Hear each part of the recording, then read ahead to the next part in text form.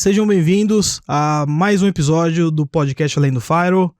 Gabriel aqui, Cooper também vai me apoiar nesse papo hoje. Não estamos sozinhos, hoje a gente trouxe convidados bem legais para falar sobre SOC, a gente vai falar bastante sobre a importância de investir numa infra de SOC, vários tópicos relacionados. Fica aí com a gente que tem bastante coisinha pra gente conversar hoje. Só que é o assunto do momento agora, né? Só que é o assunto muito do momento. Importante. Né? Muito. Se você já não tem, você tem um... Eventualmente Eventualmente você vai ter. Então é muito importante. A gente vai falar sobre bastante coisa, desde o mais básico até chegando em algumas dicas, processos que vocês podem tomar. Fica aí com a gente que tem bastante coisa legal pra falar hoje. Quero apresentar para vocês dois convidados bem legais que vai apoiar nessa conversa. Na verdade, vão guiar, né, a conversa. A gente vai só ouvir aqui, aprender. Vamos falar sobre bastante coisa, ensinar pra gente também, ensinar pra vocês. E essa é a ideia. Queria apresentar Liert, da ESH, Alan, da ESH também. Pessoal, muito obrigado pela presença. Espero que a gente possa conversar sobre bastante coisinha hoje. O Liert, ele tem mais de 20 anos de atuação em cybersecurity. Não parece, tá? Parece um cara novo aí. Ele começou no jardim da infância, uma trajetória longa. E essa me adotou. Qualificado em estratégia e gerenciamento, em gerenciamento estratégico de serviços de TI, cyber, cloud, infra. Atualmente é diretor de operações lá na ISH, certo? Perfeito, isso mesmo. E o Alan é uma estrela, né? Quem sou eu? O Alan, Só falar o nome tá bom já. Não precisa falar mais nada. Alan Costa, pronto. Né? Não, o Alan, ele é pai do Luca, da Mariana, é motociclista, né? A gente falou umas histórias legais aí que eu histórias gostei. legais aí. E não é por acaso que o meu mini bio aí sempre começa assim, é pai do Luca e Mariana, são minhas duas maiores fontes de aprendizado e motociclistas de aventura. O resto todo vem depois. Dá pra fazer um episódio só de moto. Só tranquilamente. Palestrante internacional, empreendedor, investidor anjo, escritor, mentor de startups, é vice-presidente de operações da ISH, cofundador da plataforma AA Inovação e, ao lado de Ricardo Amorim, e cofundador do Curitiba Angels. Isso aí. Conterrâneo aqui, hein? Conterrâneo, curitibano da Gema. Não nasci aqui, mas já me considero. Moro aqui há mais de 30 anos. Tá né? certo. Muito bom, sejam muito bem-vindos, pessoal. Obrigado aí pela presença de vocês hoje. Obrigado mesmo, gente. Privilégio estar aqui com vocês. A gente tem um padrão para começar todo episódio. Queria perguntar para vocês, pode começar? Vamos na ordem alfabética? Para você, quando a gente fala sobre mundo de segurança e tudo mais, o que existe além do Firewall para ti? Legal, além do Firewall existe gente, cara. Eu venho do mundo de inovação, né? Eu sou relativamente novo no mundo de cibersegurança, eu estou convivendo com isso desde que me tornei sócio da SH, faz 4 anos. Mas desde a época em que eu atuava predominantemente no mundo de inovação, minha visão de inovação sempre foi que inovação é um fenômeno humano, não é um fenômeno tecnológico. As empresas acham que é o aplicativo, é a tecnologia, é a inteligência artificial, que agora está na moda também, é o assunto do momento. Mas nenhuma tecnologia resolve problema nenhum, a não ser que tenha inteligência humana aplicando aquela tecnologia. Quando a gente fala do SOC, é a mesma coisa. O SOC, conceitualmente, é um emaranhado de tecnologias que visam proteger a organização das ameaças externas. Mas essas tecnologias não servem de absolutamente nada se não tiver gente boa por trás, com bons processos apoiando, né? A gente sempre diz que é muito melhor ter uma tecnologia mais ou menos bem implementada e bem operada do que ter a melhor tecnologia, o estado da arte, mal implementado e mal gerenciado. Isso não vai resolver problema nenhum. Então eu acho que tem gente além do Firewall. Sim, pessoas influenciam muito. Exatamente. Muito. Não só em mundo de cyber, na verdade, se a gente for parar pra pensar. Né? Perfeito. Gostei bastante. Liert, cara, falar um pouquinho nessa mesma pegada aí agora, antes da gente entrar no tópico, pra ti, o que existe quando a gente fala além do Firewall, o mundo, né? É interessante essa resposta do Alan, né? A gente se conhece, hoje de manhã a gente tava falando sobre isso, né? A gente se conhece há 3, 4 anos, mas a gente brinca que é ano de cachorro, né? Vezes 7. E na minha cabeça, vocês falaram, nós vamos abrir o podcast assim, eu falei na mesma linha. E eu queria incrementar, né? É claro, para mim é a mesma coisa aí. Além do Firewall e além das tecnologias de cibersegurança do serviço, existe as pessoas, e eu agregaria com um fator. Existe o comportamento das pessoas. Cibersegurança é sobre comportamento humano. Cibersegurança não é sobre tecnologia, porque a tecnologia não dá o clique no phish. Quem dá o clique no phish é a pessoa. É aquele jargão mais antigo de tudo sobre um incidente de segurança, sobre cibersegurança, o que é o elo mais fraco? É o ser humano, o comportamento do ser humano. Aquilo que é burlável é o ser humano. Então é sempre sobre pessoas. Quando acontece um problema, a gente pensa, olha, é a tecnologia que parou de funcionar. E quem é engenheiro há muito tempo, o que fizeram? Quem mudou o quê? Porque isso estava funcionando até ontem. Sim. Não é possível que parou de funcionar da noite pro dia. Alguém foi lá e fez alguma coisa. Então, além do faro e além das tecnologias, existem as pessoas e é por onde tudo começa. Legal, deixa eu pegar um gancho aí. Gostei muito da resposta de vocês. As pessoas, não adianta ter muitas ferramentas, muitas tecnologias sem pessoas. O SOC, principalmente, tem muitas ferramentas, né? Agora, ou seja, eu estou entendendo que a inteligência, né, tá nas pessoas para tomar as decisões certas na hora certa. E a inteligência artificial, será que vai influenciar nesse padrão que a gente vive até hoje? O que vocês pensam sobre o futuro aí de inteligência artificial aplicado à segurança? Legal, se a gente for resumir numa frase, eu acredito no futuro em que nós vamos ter uma guerra de inteligências artificiais mediada por humanos. O que eu quero dizer com isso? A gente não tem dúvida que a inteligência artificial vai ser determinante para o futuro de cibersegurança. Isso vai se espalhar feito rastilho de pólvora, né? Só que, como sempre em cibersegurança, os hackers sempre provavelmente vão estar um passinho na nossa frente, né?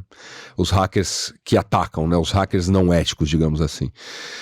Então, eles vão cada vez mais incorporar a inteligência artificial, as estratégias que eles usam para poder gerar ataques, e nós, do lado de cá, operando os nossos SOCs, nós vamos ter que usar a inteligência artificial para tentar antecipar isso, né? A gente fala muito hoje, o Lert vai poder falar bastante disso aqui ao longo do nosso papo, a gente fala muito... O SOC nada mais é do que um instrumento a serviço do processo de monitoramento, detecção e resposta, que é o que toda empresa precisa no final do dia. E a gente vê agora de um evento do Gartner recente, um summit de cibersegurança do Gartner, onde eles estão falando muito intensamente sobre um P antes do MDR, o P de prevenção.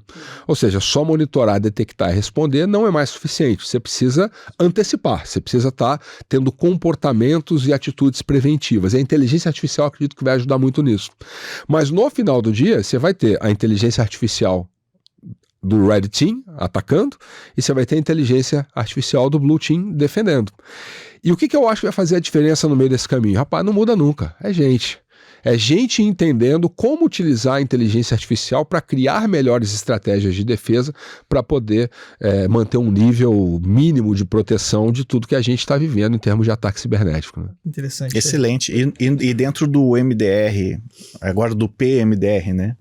A inteligência artificial vai ajudar mais em um ou em outro ou em todas as áreas aí, monitoramento, detecção? Eu tenho a visão sobre a inteligência artificial dentro de um SOC que a inteligência artificial não vai substituir os engenheiros dentro de um SOC ou em qualquer operação de segurança.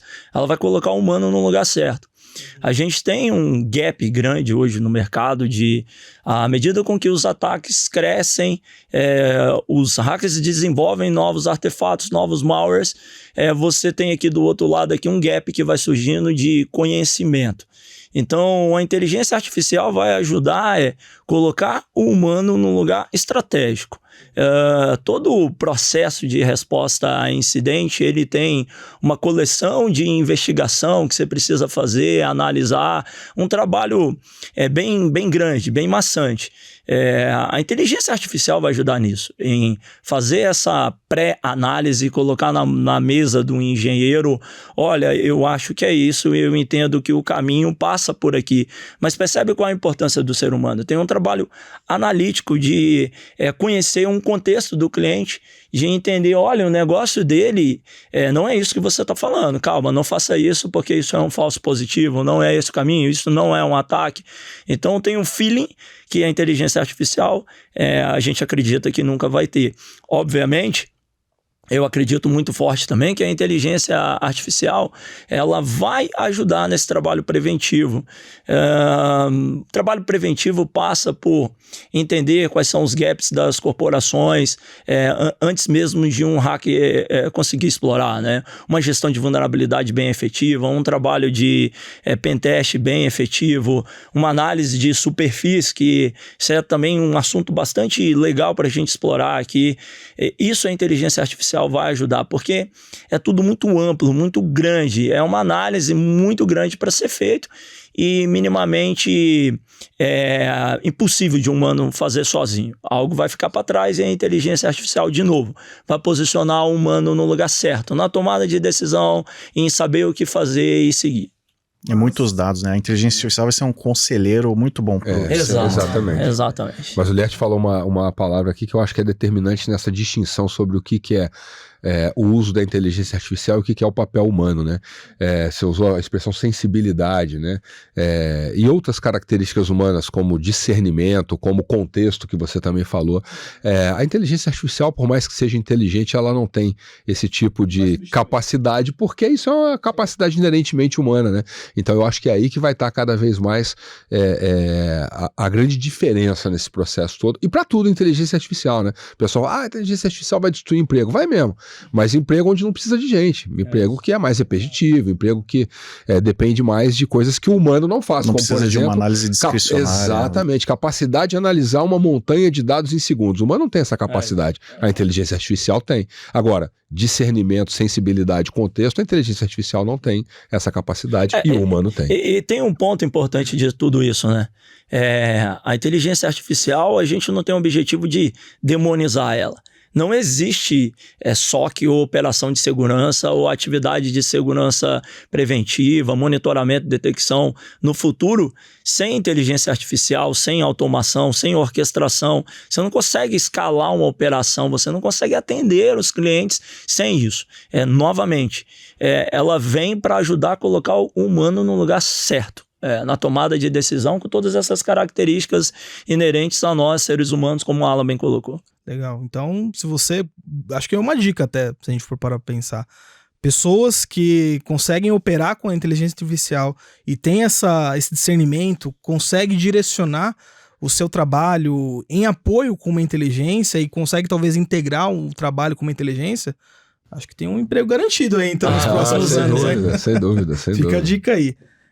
Gostei bastante desse começo. Eu acho que tem muito segmento que a gente pode abordar quando a gente fala de inteligência. A automação é uma coisa que eu quero tocar hoje também para vocês, que a gente sabe que uma estrutura de SOC precisa, mas já retomando esse gancho, quando a gente fala de ambiente de SOC em si, para o pessoal que tá chegando agora, tá começando a entender sobre esses conhecimentos, a gente tem bastante pessoa que tá ingressando na área de segurança, ou até mesmo tá mudando de uma área de programação para a área de segurança, e eu acho que é bacana falar sobre.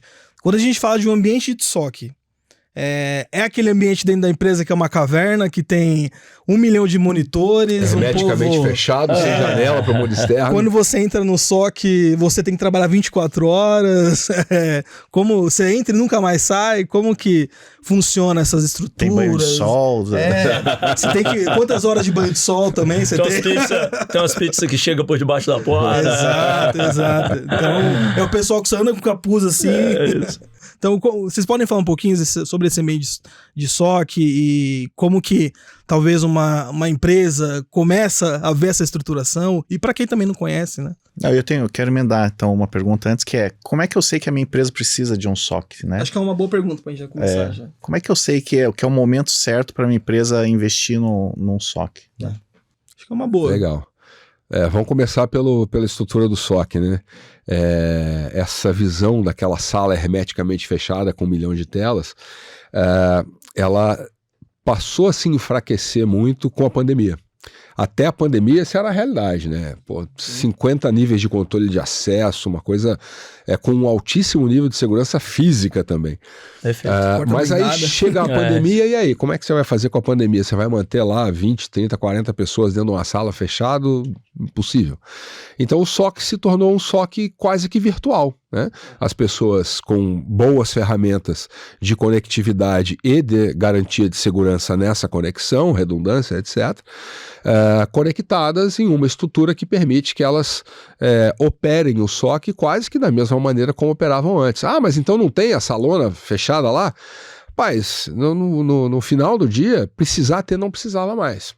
Mas ainda é algo que é importante, porque o ser humano precisa muitas vezes enxergar aquilo que ele está contratando. Né? Tangibilizar. Precisa colocar então, a mão. Quando você olha, por exemplo, um estúdio como esse, onde nós estamos gravando esse podcast, no final do dia não precisava ter esse estúdio. Podia estar cada um na sua casa, usando um Zoom, gravando e tal, tudo certo.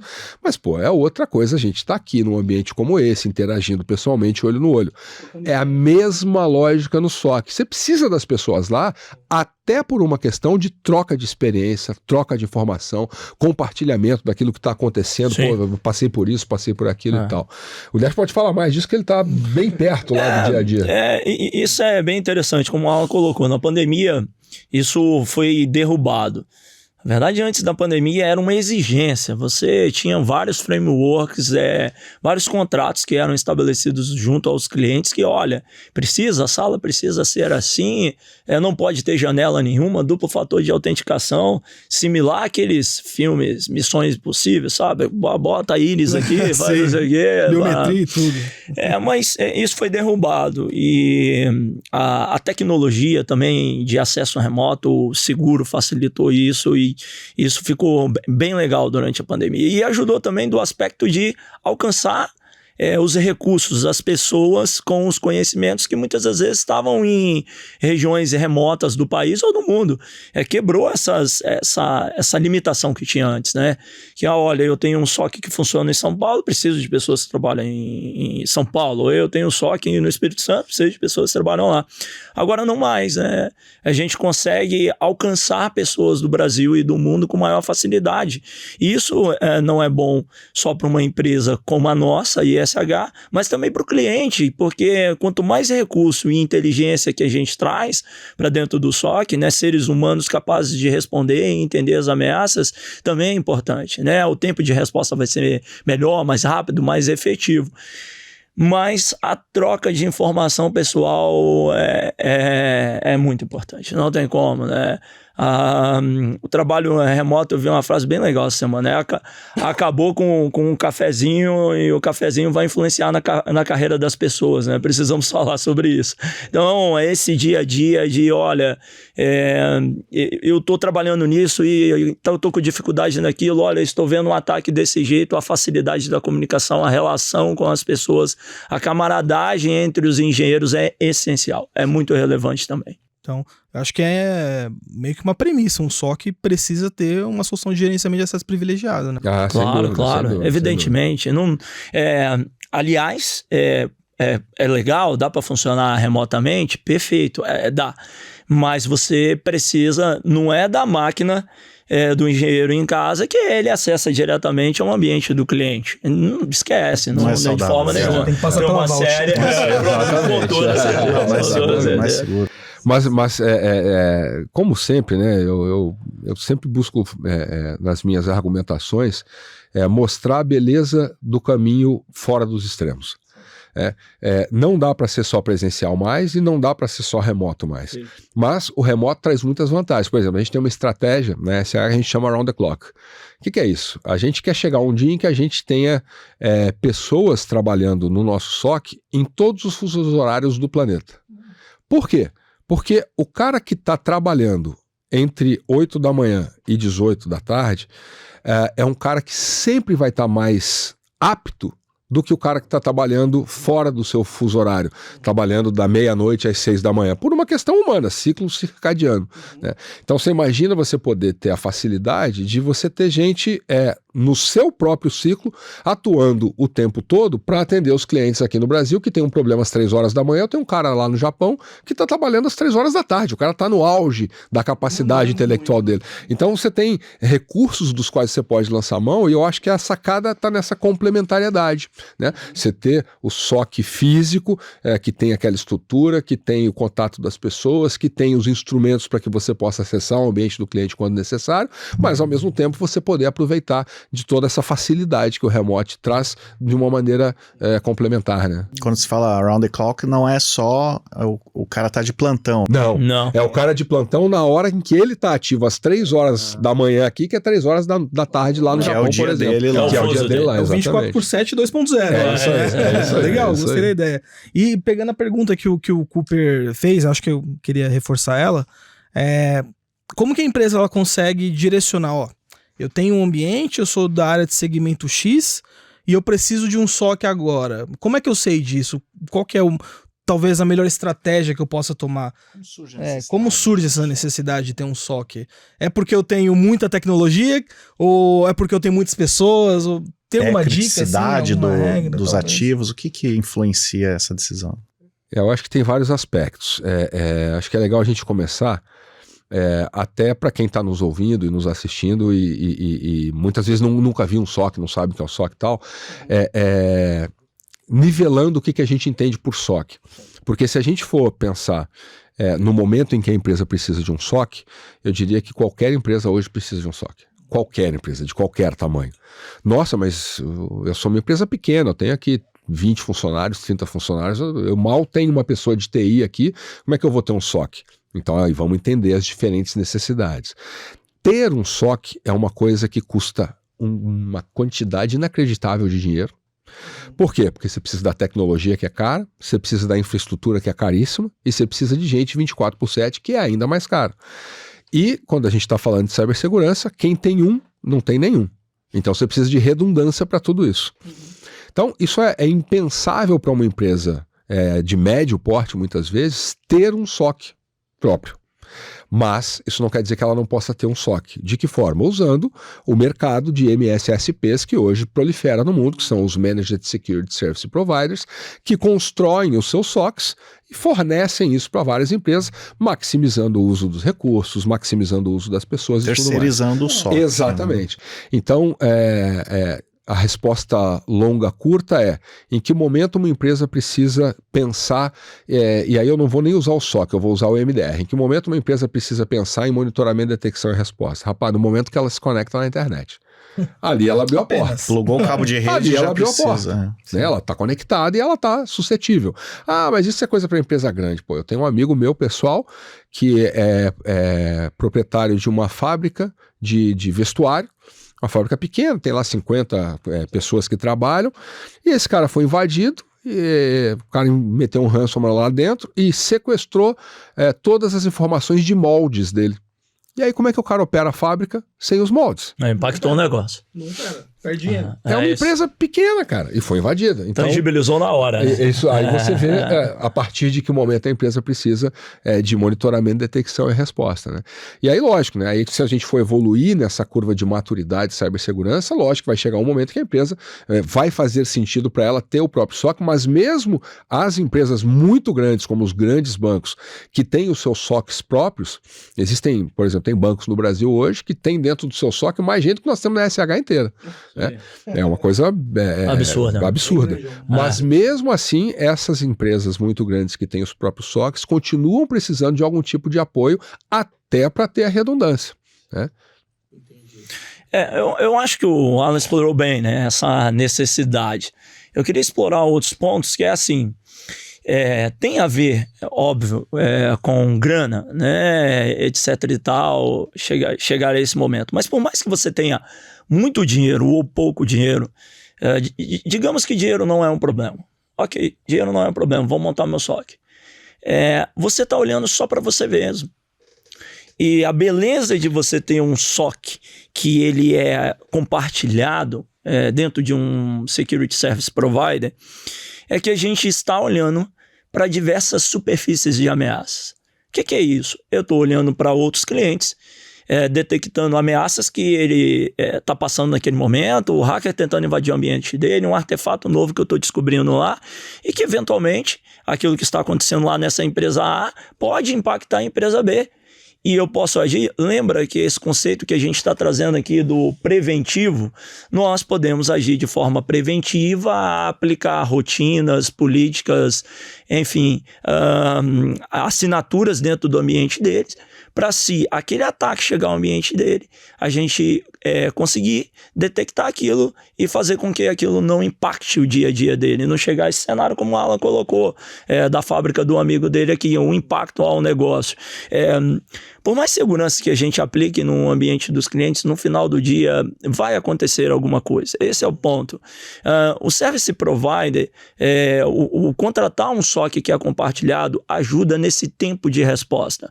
Uma coisa é eu detectar a ameaça no momento, na última fase. Qual é a última fase? O atacante já fez tudo que tinha que fazer no ambiente, capturou os dados, criptografou os dados, leu suas informações, quebrou aqueles pilares principais da cibersegurança, né? Integridade, confiabilidade, disponibilidade, acabou com isso e já está usando o seu ambiente para atacar um terceiro. Esse é o último nível. Se a gente detectar nesse último nível, acabou, não tem mais o que fazer, né? No máximo a gente pode sentar e chorar junto. Agora, se a gente detecta no começo, onde o atacante ainda está aprendendo como funciona o seu ambiente, a cabeça de um atacante um hacker é igual de um ladrão tentando pular o muro, né? Ele passa, observa a sua casa, observa suas rotinas, observa o seu dia a dia. O atacante age da mesma forma, né? O hacker age da mesma forma, entendendo como está o seu dia a dia, como funciona a sua segurança. Essa é a primeira fase. Se eu já tenho essa lição aprendida de um ambiente, de um cliente meu, eu posso aplicar em outro, de tal forma que na hora que o atacante começa a tentar perceber as suas rotinas, isso é um ataque, vou bloqueá-lo. Então, percebe, em que momento eu tenho que ter? É agora. Né? Ponto. A próxima pergunta eu tô maduro para ter? Isso é uma coisa que a gente também pode explorar aqui, né? E se eu não tenho grana para implantar isso dentro de casa um SOC, e aí? Vai para o compartilhado, porque por mais que você tenha grana, ainda assim é melhor, né? Esses grandes bancos que o Alan colocou aqui, por mais que eles tenham os SOCs dentro de casa, eles compram inteligência externa, porque eles sabem que a parte mais importante do SOC é a inteligência. Eu não tenho dúvidas de que terceirizar, compartilhar, usar um SOC compartilhado é muito mais vantajoso, não só no sentido financeiro, como no sentido de inteligência. Você tem pessoas especializadas ali olhando para o teu negócio o dia inteiro, se atualizando o tempo todo sobre as ameaças. Já tem a estrutura montada, é mais rápido, imagina o processo, né? Sem dúvida. Imagina eu criar toda a estrutura do zero no meu ambiente ou usar a estrutura de um terceiro. É muito melhor. Agora você tocou num ponto interessante. Você falou avaliar a maturidade da empresa, né? O que a empresa precisa em termos de maturidade para ter um SOC, seja próprio ou compartilhado, né? Que tipo de comprometimento a empresa tem que ter com a segurança, né? Para ela ter um SOC. Porque também, enfim, não adianta, penso, né? Que não adianta a empresa terceirizar um SOC e não tá nem aí para segurança internamente, né? Sim. Eu gosto muito de usar a analogia da segurança física porque a gente consegue visualizar de uma maneira fácil. Vamos pensar que a gente tem um muro na nossa casa e não tem aquela barreira eletrônica em cima do muro, né? Vamos pensar que tem um segurança nessa casa e que ele está fazendo rotinas dentro da nossa casa para observar se alguém vai tentar invadir essa casa. O que vai ser mais efetivo para esse segurança se eu tiver essa infraestrutura de segurança em cima dos muros para de tal forma que na hora que o ladrão tentar pular o muro, alertar e ele ir na parte correta do muro e olhar, opa, tem alguém aqui pulando, ou eu não ter nada e depender da rotina do ser humano circulando na casa. Então assim, olha, o quanto que o segurança vai ser efetivo? Aonde eu quero chegar quanto a isso? Nós estamos falando de maturidade. Quando que o cliente está pronto para receber de fato um SOC? Quando ele cumpriu a primeira fase da jornada, que é posicionar as tecnologias de cibersegurança de forma correta nos seus perímetros.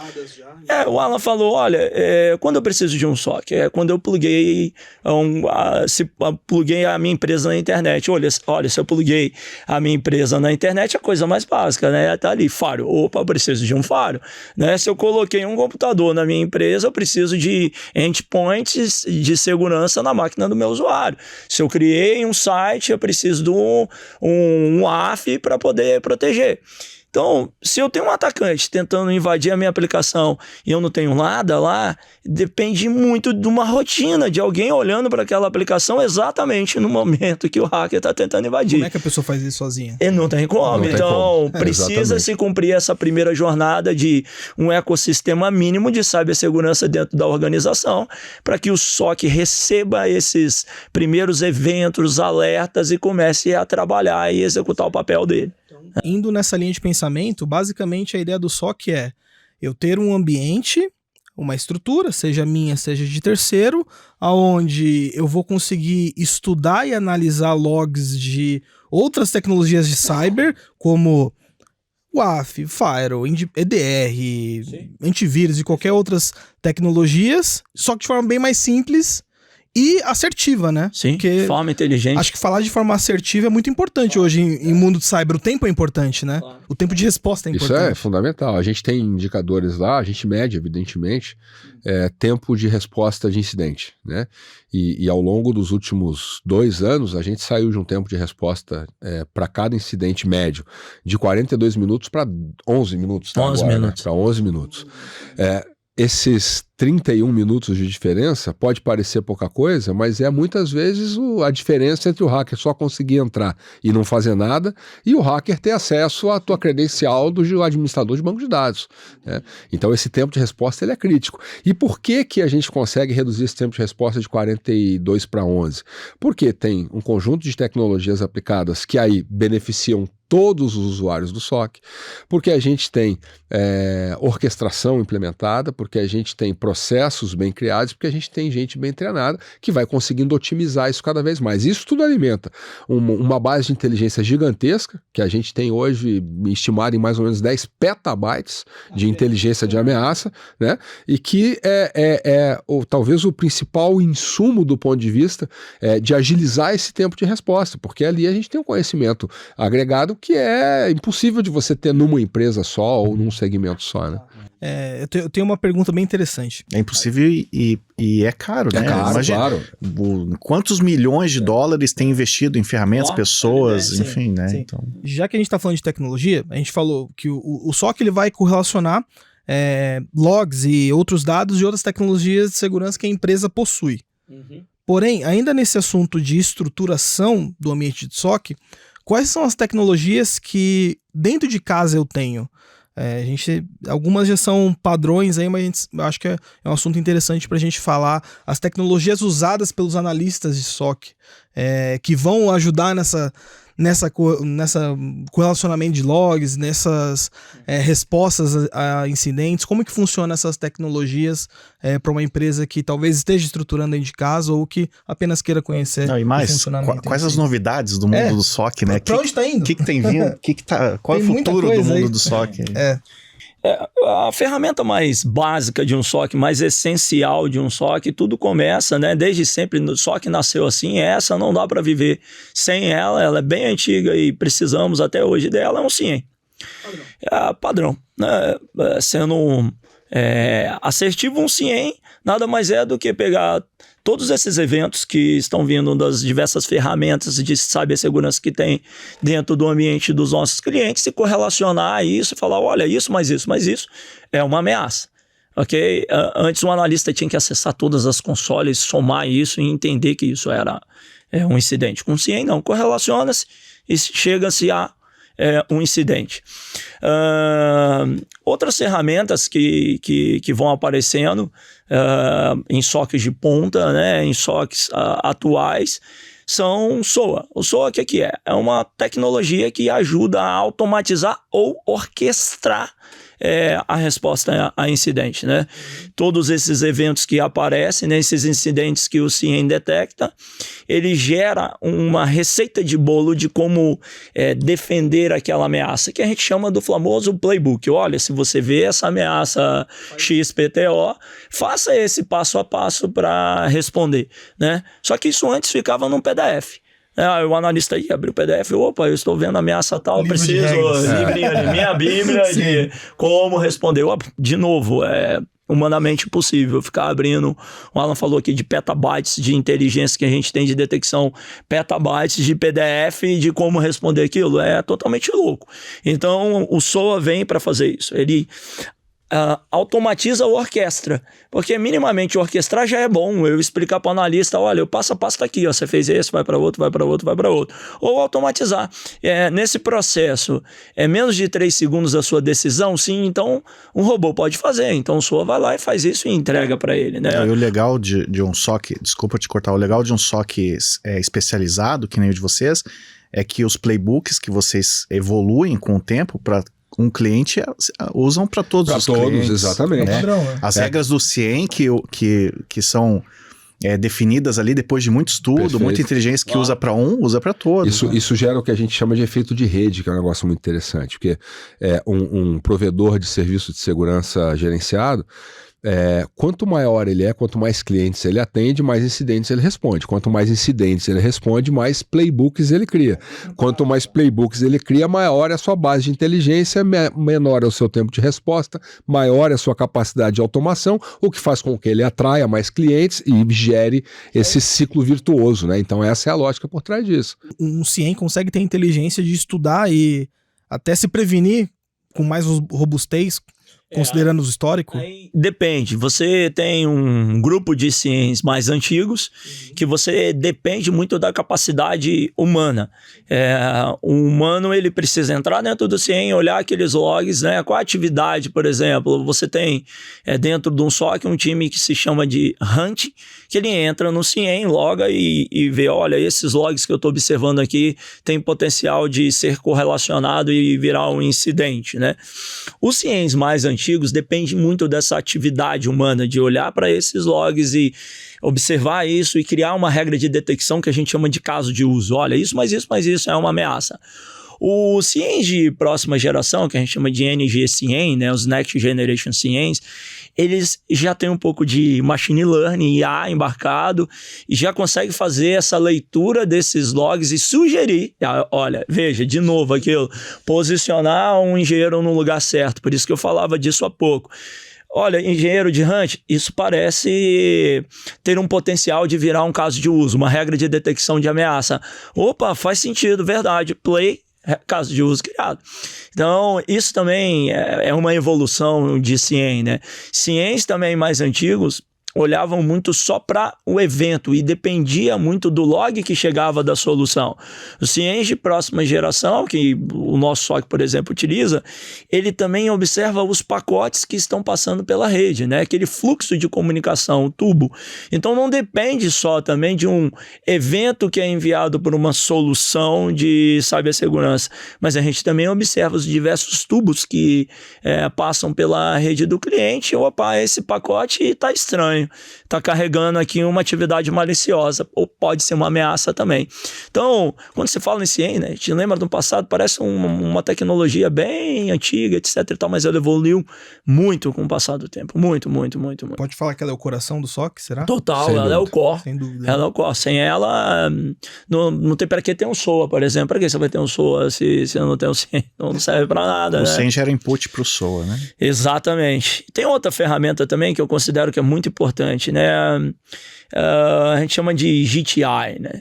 Que a concepção de um serviço passa por ferramenta, processo e pessoas. Essa é a coisa mais básica que qualquer serviço no mundo vai ter. Mas tem um ponto muito importante que concepções de serviço novas trazem, que é a inteligência. O GTI, ele traz essa inteligência, né? Que é o Global Threat Intelligence, que é pegar todas essas ameaças que a gente tem, colocar em um único ponto, em um único repositório e enriquecer os incidentes que eu estou detectando. opa, isso teve um comportamento tal em tal lugar do mundo, etc e tal, e vai enriquecendo, trazendo mais informação para um incidente. Essa é uma ferramenta também que, se você não tem, tudo fica muito simples, né? Dentro do SOC, você fala, olha, isso aqui não é um incidente, e provavelmente é. Você fica numa ilha, né? Sem essa ferramenta. Exato. E nesse mundo de detecção e resposta, tem muita tecnologia na área de cyber que consegue fazer uma resposta automatizada, talvez, né? A gente vê aí, talvez, uma evolução de EDRs bem robustos, né? O CIEM consegue, talvez, pegar a inteligência de um log ou coisa do gênero e automatizar um processo sem depender até da ação humana, envolvendo, talvez, aí um EDR ou até mesmo alguma outra evolução? Será que chega nesse nível? Sim, tem uma teoria nova que a gente tem observado no mercado que se chama Cyber Mesh. O que é o Cyber Mesh? Cada uma das tecnologias criaram os seus nichos, suas assinaturas, sua metodologia de detecção, resposta e mitigar o ataque. O SOC, o nosso SOC, o que ele vem fazer? Ele vem trazer esse Cyber Mesh. O Cyber Mesh é fazer essas tecnologias se falarem. É exatamente o exemplo que você deu. Por que é que o CIEM, uma vez detectando aquela ameaça, ele não pode, né? Não talvez ele, mas ele passar isso para o SOA, o SOA provocar um EDR falando, ó, faça alguma coisa, ou alimentar uma regra que está dentro do firewall, que, olha, se você vê esse comportamento ou esse IP, bloqueie. Ou alimentar também uma assinatura de um antivírus ou de um AF com um IOC, né, que é um modus operandi de um ataque, e falar, faça isso. Por que é que um EDR, detectando uma ameaça, eu não posso pegar essa inteligência dele e levar para o firewall, levar para o AF, levar para todos os agentes de segurança que tem dentro do ambiente do cliente? O SOC, além de monitorar, detectar e responder, o nosso SOC também leva essa teoria de cyber mesh para dentro do ambiente do cliente. Hoje, se o cliente for para o mercado, ele tem sempre aquela coisa na cabeça, eu preciso comprar mais tecnologia, mais. E na maioria das vezes, quando a gente presencia um ataque, ele já tinha tecnologia. Só não estava funcionando corretamente ou não estava conectada ao ambiente, não tinha esse efeito de rede, como o Alan estava colocando aqui, um ecossistema onde as tecnologias se falam. Isso também é o PMDR, é agir preventivamente, é colocar essas tecnologias para se falar. Entendi. A gente, ainda nesse mundo de tecnologia, a gente sabe que a gente tá em 2023, assim, a gente fala em todo episódio, sempre tem essa frase, o dado não tá mais no prédio. Saiu, tá em todo lugar. Infraestrutura também, então tem infraestrutura em nuvem, tem infraestrutura local, tem vários tipos de segmentações, ainda mais uma empresa que tem até mesmo mais de uma filial, por exemplo, ou que é uma multinacional, coisa do gênero.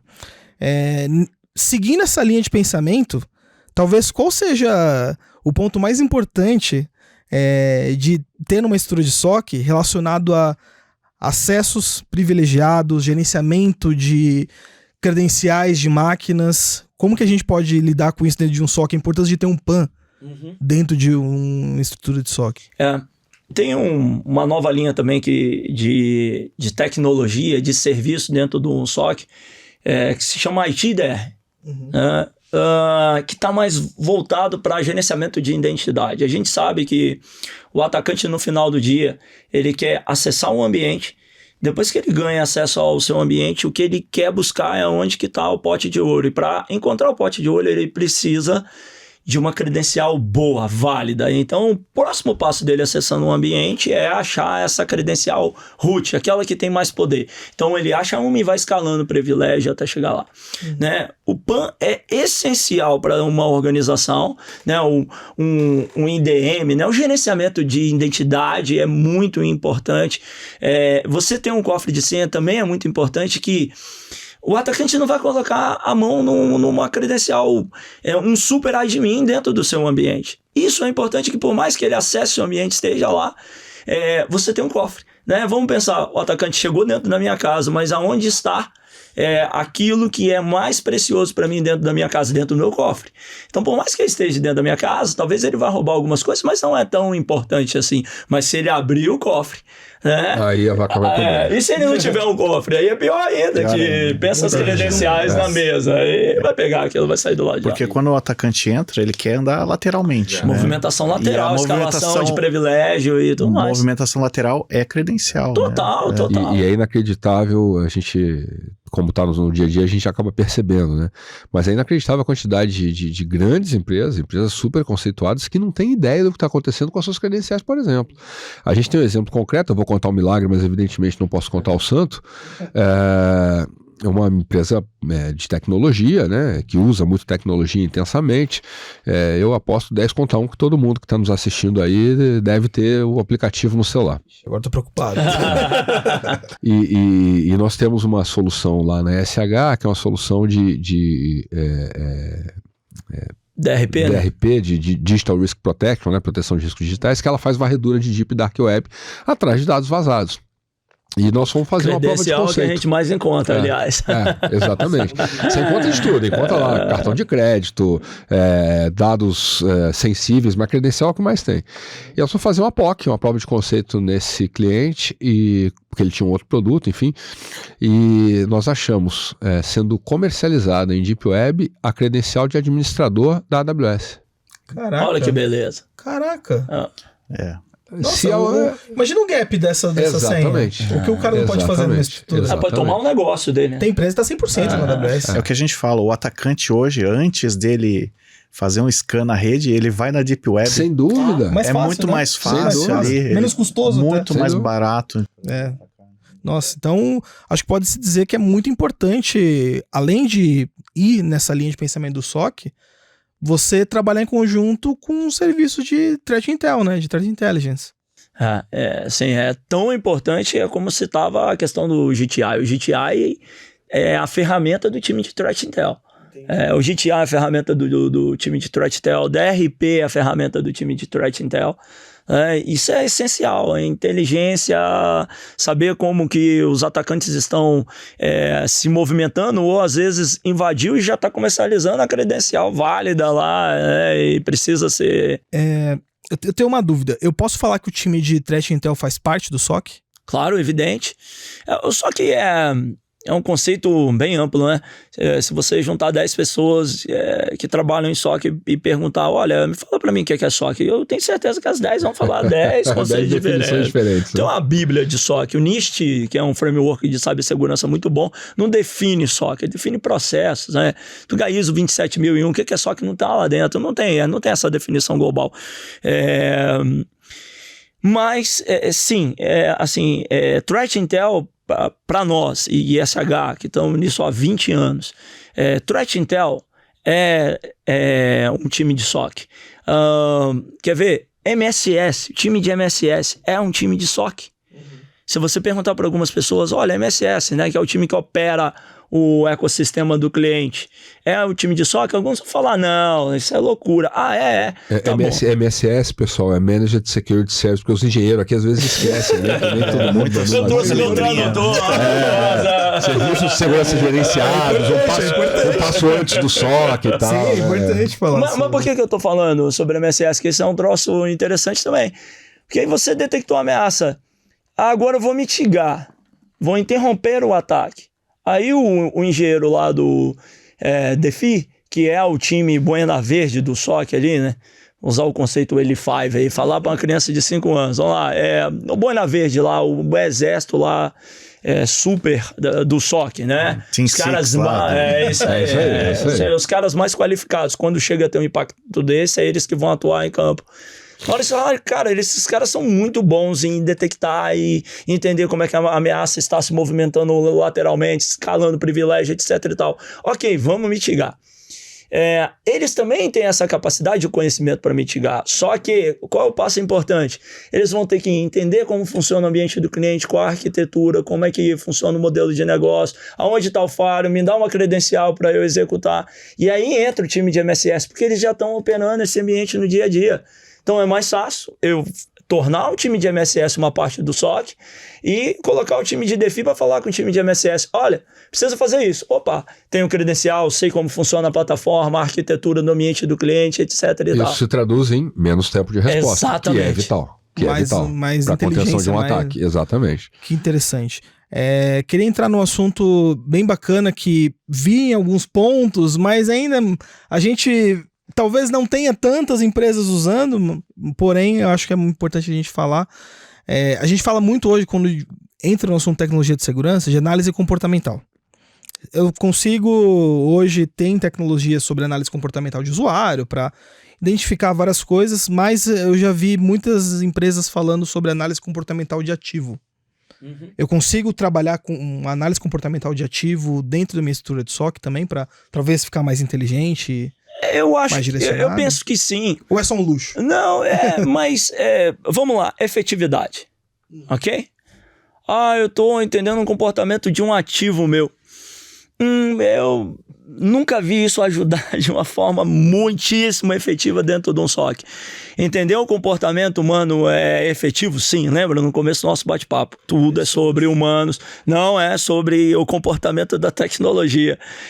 Poxa, é importante, é legal, ok, pode ajudar, mas é caro e ajuda pouco, é pouco efetivo. Agora, se a gente estiver falando de um EBA, traduzindo, né, o agente que fica na máquina do usuário, entendendo o comportamento dele no dia a dia, Alan nunca logou 2 horas da manhã na máquina dele e abriu o e-mail dele. Pera, um tudo dado, bem. Tá estranho. É muito estranho. É um dado bem importante. Nossa, isso sim é relevante. Isso é relevante porque tudo começa pelo comportamento humano, não pelo comportamento da máquina. Então, isso sim, um EBA é importante. O EDR também carrega bastante, um pouco ali de comportamento, não do ser humano, mas o comportamento da ameaça, qual a rotina que ela desenvolve dentro da máquina, né? Essa eu acho que é talvez a principal diferença de um EDR quando a gente compara com o antivírus. O antivírus está muito focado na assinatura, etc e tal. O EDR está mais focado em, esse artefato está com um comportamento estranho dentro dessa máquina. Mesmo eu não tendo uma assinatura, parece que ele está fazendo algo que não deveria estar fazendo. Veja, tá vendo? É comportamento. Do que a gente está falando sobre um comportamento de uma tecnologia, etc e tal. Então, eu diria assim, legal, mas eu prefiro ir observando experiência, soluções que olham para o comportamento humano do que comportamento de tecnologia. Entendi. Legal. Eu tenho uma pergunta, uma dúvida, mas pessoal, acho que alguém vai ter também, né? Eu fiz essa mesma pergunta no último episódio, eu queria fazer para vocês também, para ouvir opinião, porque eu acho muito importante. No final do ano passado, a gente falou bastante no Brasil sobre XDR. XDR é uma evolução do EDR, XDR veio só para substituir o CIEM. Como que a gente pode lidar com o XDR hoje em dia? Já é algo usável, será? Dentro de uma estrutura? Faz sentido? Queria ouvir vocês falar um pouquinho sobre XDR. É mais conceito? Será que é mais conceitual apenas? Vamos lá, não é mais conceitual, porém, de novo, precisamos trabalhar naquilo que é efetivo. Cada um está fazendo o XDR para chamar de seu. Talvez até para vender o serviço mais caro. Eu tenho XDR já vou vermelho, complementar. o XDR azul, XDR amarelo e por aí vai. E qual que é o efeito prático do XDR? Muito voltado para aquilo que eu estava falando do CyberMesh. XDR, para funcionar bem, precisa de todo o ecossistema conectado. E aí a gente vai falar sobre interoperabilidade entre as soluções. O vermelho não quer falar com o amarelo. E aí você tem que ter o seu ecossistema inteiro de vermelhos para funcionar dentro do seu parque corretamente um XDR. Então, assim, não é mais conceitual. E, como poderia ajudar, Alert? Aí nós vamos para tecnologias que estão evoluindo para OpenXDR. Eu tenho um barramento que eu consigo compartilhar. Integrações. Aí vai ser bom, aí vai ser legal, aí vai ser algo que não vai substituir o EDR. Porque o XDR está além do endpoint, né? Mas vai ajudar. Entendi. Bacana. Complementando essa coisa do XDR e outras tantas siglas, né? No final do dia, o mercado no geral, e o de cibersegurança não é diferente, vive de vender novidade. Se você parar de evoluir, parar de criar novidade, provavelmente tua receita vai diminuir. O pessoal vai ficar bravo, hein? Não, mas, Precisa sempre de um buzzword. Precisa sempre de um buzzword. Sim. É isso. E assim, isso não é só no mercado de cibersegurança. Vamos falar do mundo de inovação de onde eu venho, né? Sempre gosto de fazer essas analogias, porque às vezes facilita até o pessoal entender. Eu me lembro, em 2018, eu acho, 2018, antes da pandemia. Eu estava no Web Summit em Lisboa, que é um grande evento de inovação, e eu assisti o lançamento do carro voador do Uber. Rapaz, 40 mil pessoas naquela Altis Arena lá em Lisboa, e os caras mostraram, e o troço voa, e é elétrico, e é autônomo. Desculpa, quando foi? Isso foi 2017 para 2018. Faz um tempo. Faz um tempo. E os caras juravam que nos próximos 2 anos aquilo seria o principal modal de transporte nas grandes cidades. Rapaz, eu quando vinha pra cá, eu sempre vou olhando pra cima pra ver se vejo algum carro voando, nunca vi. O tanto de cabo e poste que tem, acho que não ia dar muito certo, não. Então, ou seja, é hype, né? Cada hora tem uma palavrinha do hype. Vamos falar de coisa mais recente. Ano passado, do que só se falava? Do negócio chamado metaverso. Lembram disso? Rapaz, parecia que se você não tivesse um avatar e não tivesse no metaverso, você tava morto. O home office no metaverso, inclusive. Rapaz, quem fala de metaverso hoje em dia? Acabou, passou o hype, agora se fala de inteligência artificial. Então, cada hora tem um hype. O pessoal que cuida de tecnologia, os gestores de tecnologia, de cibersegurança, etc., tem que exercitar a sua capacidade humana de discernimento para tentar separar um pouco o joio do trigo, né? E essas letrinhas aparecem com uma velocidade inacreditável. A gente começou a ouvir falar no ano retrasado de BAS, Breach and Attack Simulator. E nós temos uma área da SH que desenvolve produtos próprios, que é o Safe Labs. Nós falamos, cara, vamos desenvolver um BAS que a hora que esse negócio chegar no mercado, nós vamos estar posicionados, dá para desenvolver rápido e tal, e começamos a desenvolver um BAS. Ciclo de desenvolvimento de 12 meses. Quando ele ficou pronto, já não chamava mais BAS, agora chama CART. Continuous Automated Red Team. Então, cara, se você for sair atrás das siglas da sopa de letrinha, você nunca vai chegar a lugar nenhum. É muito mais inteligente você se perguntar para quê e qual é a efetividade que esse negócio me agrega versus o custo que isso me traz, para você poder ter um posicionamento mais interessante. É muito ruído, né? Exatamente. Tem que ser diligente para sair do ruído. A gente adora em cyber, tudo tem um acrônimo de 3 letras e dividir em 4 partes, né? Ou esse é o melhor ou o pior. Você vai achar uma centena dessas coisas. Exato. E qual que é o caminho que a gente está indo quando a gente fala de SOC? Talvez o hype agora seja inteligência, né? Inteligência artificial, mas vai ser nessa linha de pensamento a evolução nos próximos meses, talvez ano, de SOC, ou tem alguma outra linha que o SOC esteja indo, talvez, fora da inteligência artificial? O SOC do futuro, falar sobre tecnologias, processos, pessoas, inteligência dentro do SOC, a gente pode ficar aqui o dia inteiro. Vamos criar uma camada de abstração e pensar o que é o SOC do futuro. O SOC do futuro vai agir preventivamente. Preventivamente, é isso aí. Prevenção é a palavra de ordem. É isso. Os clientes, eles têm essa necessidade. Hoje, todos os SOCs do planeta trabalham de que forma? Ativo e reativo. Sempre alguém tentando arrombar a porta e depois dessa tentativa, alguém vai lá defender. Opa, peraí, o que eu faço para o cara não chegar na minha porta? Então, vamos trabalhar nisso? Tem coisas básicas de décadas que existem e as empresas não conseguem fazer até hoje, como um processo bem estabelecido de gestão de vulnerabilidade. No passado, a gente fazia o quê? Análise de vulnerabilidade e dava para o gerente de TI. Ele abria a gaveta e jogava aquilo ali porque minimamente gerava um conforto nele. Aí alguém criou a função do CISO. Aí o CISO o que faz? Não guardo mais meu papel na gaveta, mas eu distribuo o papel para as pessoas falando, é responsabilidade de vocês. Aí isso não funcionou, aí criamos o BISO, que é o cara focado no negócio. Cara, isso é uma loucura, porque simplesmente as empresas não têm maturidade até ser invadida, assim, esse grau de importância. Mas agora todo mundo começou a entender, cara, preciso agir preventivamente, é muito importante. Então, o SOC do futuro age preventivo, não só ativo e reativo. Ele está proativo o tempo inteiro no ambiente do cliente. Só que do futuro tem linhas de serviço proativa, tem linhas de serviço ativa e tem linhas de serviço reativa, porque algo em algum tempo vai passar. Entendi. Um ponto importante que ninguém percebe, Que eu acho que isso dos últimos incidentes que a gente teve, a motivação principal é essa. Falar, Liette, o que a gente deixou de fazer nos últimos incidentes? As organizações deixaram de fazer. As tecnologias, de uma maneira geral, evoluíram muito para instalar fácil e dar acesso muito fácil ao usuário final. Então, vocês falavam um pouco aqui, pô, Liette, a empresa acendeu alguma coisa na nuvem, né? Ou foi para o dispositivo mobile. Claro, todas as empresas estão em dispositivo mobile. Claro, o WhatsApp, todo mundo trabalha com WhatsApp, então as informações da empresa já estão ali, ok? Isso a gente chama de superfície. Antes a gente enxergava as empresas como castelo e posicionava a segurança ao redor do muro. Não mais, os usuários não estão mais dentro do castelo, eles estão na nuvem, estão no dispositivo mobile, né? E por aí vai, né? O que o SOC do futuro também está vendo?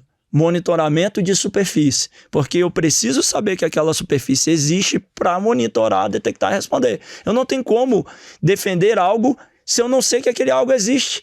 E o time de segurança também não sabe. O cara do marketing vai lá, acende um site na AWS com um clique, olha, acendi. Não, e quando a gente fala de superfície e olha para o supply chain, para cadeia de fornecedores, é outro episódio até, eu acho, pra gente falar. Vira um mundo, né? Vira um monstro. Vira um monstro, exatamente. Sim. E hoje existe um gap clássico.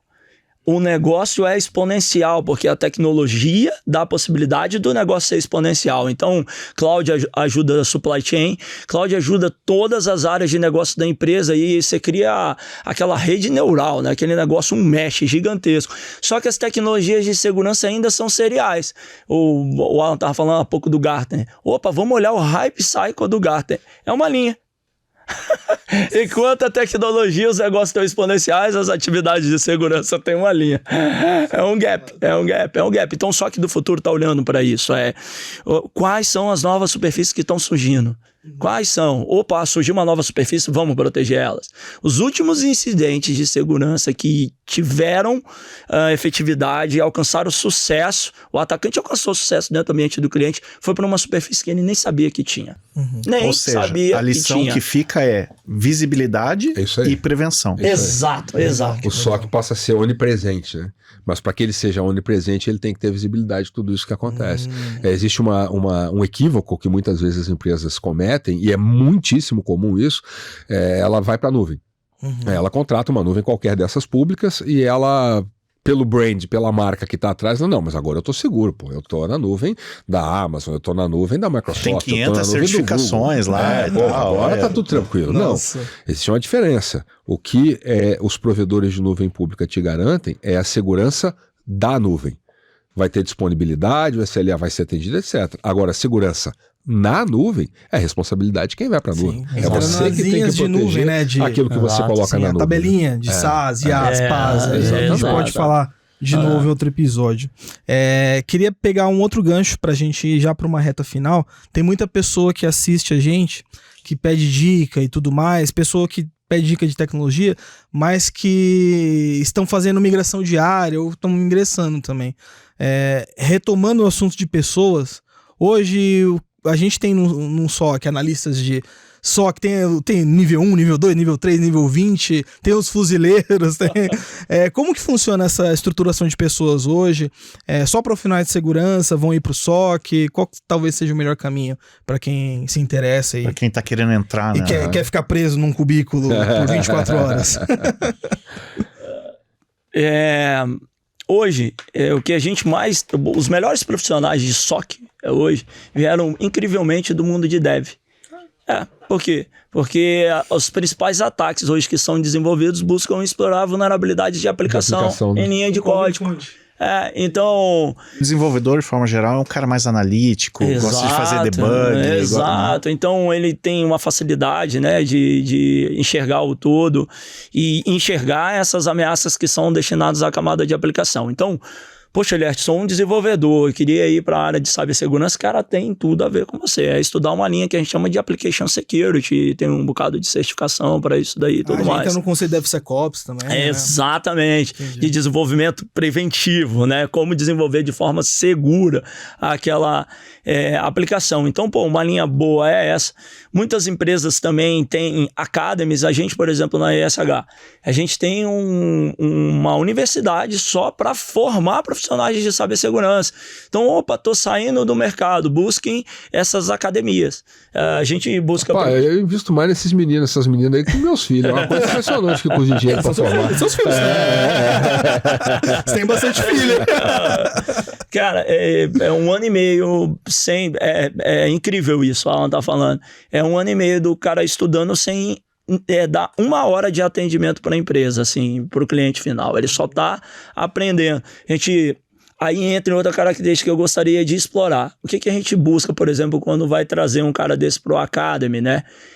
Características comportamentais. Isso também é um diferencial muito grande, né? Saber falar com o cliente, saber falar em público, saber descrever uma boa documentação, saber se comportar, etc. e tal. Quando a gente vai na faculdade buscar esse profissional, o único quesito técnico é estar numa faculdade de TI. Cibersegurança. Mesmo que seja dev, por exemplo. É isso. Responde pra mim aí, o que é cibersegurança? Em geral, eles não sabem se é de comer ou passar no cabelo. mas se tiver um bom comportamento, poxa, legal, esse cara tem potencial para aprender. É autônomo. Outra característica muito importante também nesses profissionais é a autonomia. Camaradagem é outro também que a gente busca muito. A capacidade de trabalhar em grupo, de se falar. Não dá mais para um profissional resolver um troço sozinho. E não dá para adorar a pílula, né? Tem que aguentar a pressão. Evidente. Principalmente em SOC. Não tem jeito, cara. Você tá com o cliente sob ataque, a pressão é brutal, é descomunal. Cena de filme, né? O cara tá ligando pra você ali o tempo inteiro. Exatamente. Tá acontecendo isso, então...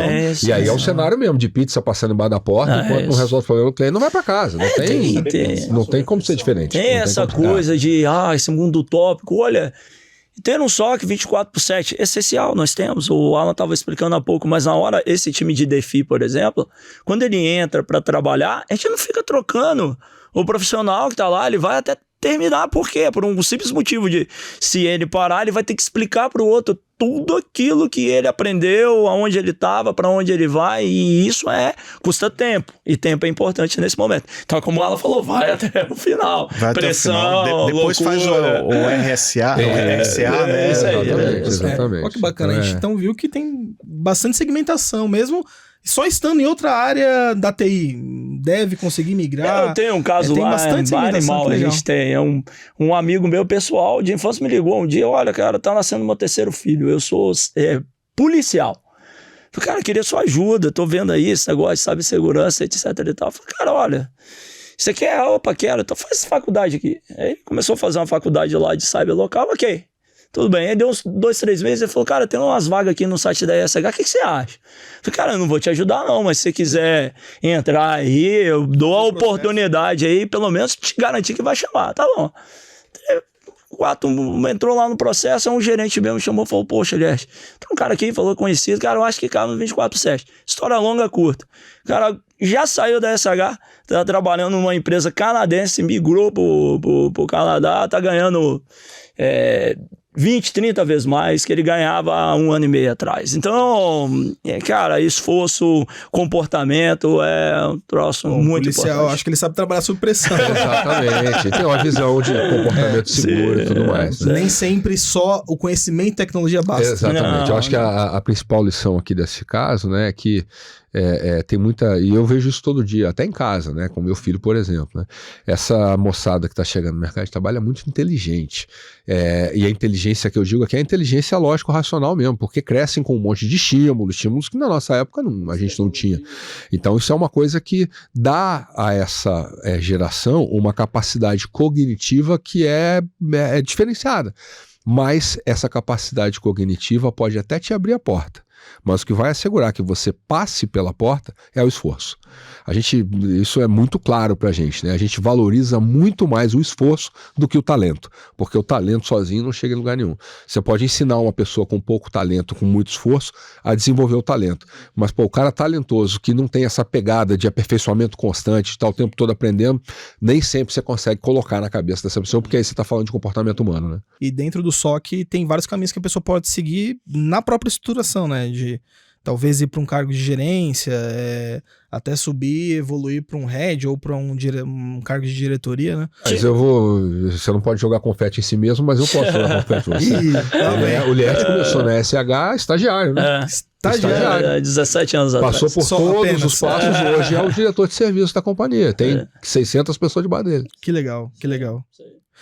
Responde a qual cargo de diretoria e estrutura de SOC? Responde para mim a vice-presidência. Quer dizer, não, você tem um diretor de SOC, que na SH responde para o diretor de serviço, que responde para a vice-presidente de operações. Legal. Na SH a gente tem dentro do SOC 2 diretorias, que a gente chama uma diretoria de CTI, que é a diretoria de inteligência. Então todos os times de inteligência estão ali embaixo, time de Threat Intel, Threat Hunt, Threat Surface, estão todos ali embaixo. E tem uma diretoria de operações de serviço de segurança, que aí tá o time de MDR, MSS, que é a galera que tá no dia a dia com o cliente. E essas 2 diretorias estão conectadas à minha diretoria de serviço, que tá na vice-presidência de operação da empresa. SH acho que é a maior empresa da América Latina hoje em dia de segurança. Seguramente é a maior do Brasil e tá muito próximo ali dos top 3 ali. São 3 empresas na América Latina, players de cibersegurança, que tem mais ou menos o mesmo porte, né? Que legal. Então, tem bastante caminho para seguir. Tem. Não é apenas o analista ali, então tem um mundo aí. É uma área muito promissora, com muita oportunidade. Né? Gostei muito do papo que a gente teve hoje, passou muito rápido, vai voando. Eu aprendi bastante também, muito legal. Queria aproveitar esses minutos finais, então, deixar uma pergunta para vocês, assim, não pergunta, né, mas mais um espaço, quiserem comentar alguma coisa, falar da SH em si, quiser divulgar contato, rede social, fiquem à vontade. Podcast de vocês têm um podcast? Tem um podcast de vocês. Não, em primeiro lugar, agradecer a oportunidade de estar aqui com vocês, né? O Cooper é um bom amigo aí, a gente tá junto aqui, é um negócio muito bacana. Falar rapidamente da SH, né, para não fazer muito jabá, mas a SH é hoje a maior empresa de cibersegurança do Brasil, uma das maiores da América Latina. Somos 900 pessoas cuidando de mais de 500 clientes no Brasil e na América Latina também. A gente tem um podcast que é o Safe Talks, né? Podem procurar aí nas plataformas, aí é fácil de encontrar. Legal. Nosso site lá é o www.sh.com.br, né? E de lá você pode ter acesso a tudo que a gente oferece. O nosso negócio, a gente tem lá todas as definições de negócio e tal, mas a gente costuma dizer o seguinte: nosso negócio é prover paz de espírito para o cliente. Ele poder ir para casa, exatamente. Ele poder ir para casa às 18 horas da sexta-feira e saber que ele pode passar o final de semana tranquilo com a família, que na segunda às 8, quando ele chegar, vai estar tudo tranquilo, tem gente olhando para isso o tempo todo isso é muito caro, isso daí. Muito bom. Legal. Uma última informação que eu acho que é legal também, pra galera mais técnica que gosta de acompanhar as inteligências de ameaça, etc e tal, a gente batizou o nosso time de Threat Intel de Handle Security Research. A gente tem um canal no Twitter. Depois a gente passa o link também, e lá a gente coloca diariamente as ameaças que a gente está encontrando no mundo, divulga os relatórios, IOCs, etc e tal para o mercado. Legal. Eu acho o máximo os nomes, né? Handle Security. Pessoa engenheiro que trabalha ali, é criativo. Os produtos do Safe Labs é tudo assim, Arpia, Brainstorm. A gente que tá na parte técnica tem que ser, porque tem que se distrair um pouquinho. É isso. Que bom, pessoal. Muito obrigado mesmo pela presença. Foi um bate-papo excelente. Espero poder contar com vocês depois em uma nova temporada. E, gente, obrigado por quem ficou até aqui, acompanhou. A gente vai colocar o contato do pessoal, o LinkedIn de vocês na descrição, para quem quiser procurar. E só mais uma coisinha. Opa, por favor. O nosso LinkedIn da ISH na rede LinkedIn, a gente também toda semana divulga muito conteúdo e muita informação sobre cibersegurança. Relatórios, vídeos, enfim. Então, e vagas. Então, o pessoal que se interessa, né, pelo tema e que eventualmente está atrás de oportunidades, o canal, o nosso LinkedIn, é só procurar SH Tecnologia lá que você vai achar. Tá fácil. Você deve ir para um SOC, acho que talvez seja uma dica aí. Mas é isso, pessoal. Mais um episódio apoiado pela Vault. Então, a gente falou, inclusive nesse episódio, sobre a importância de ter um PAM dentro de uma estrutura de SOC. Um mundo aí muito, muito abrangente. Muito obrigado para quem ficou. Curte o vídeo, comenta, a gente responde as dúvidas, se conectem com o pessoal aí que só vai agregar na vida de vocês. E até a próxima, gente. Obrigado.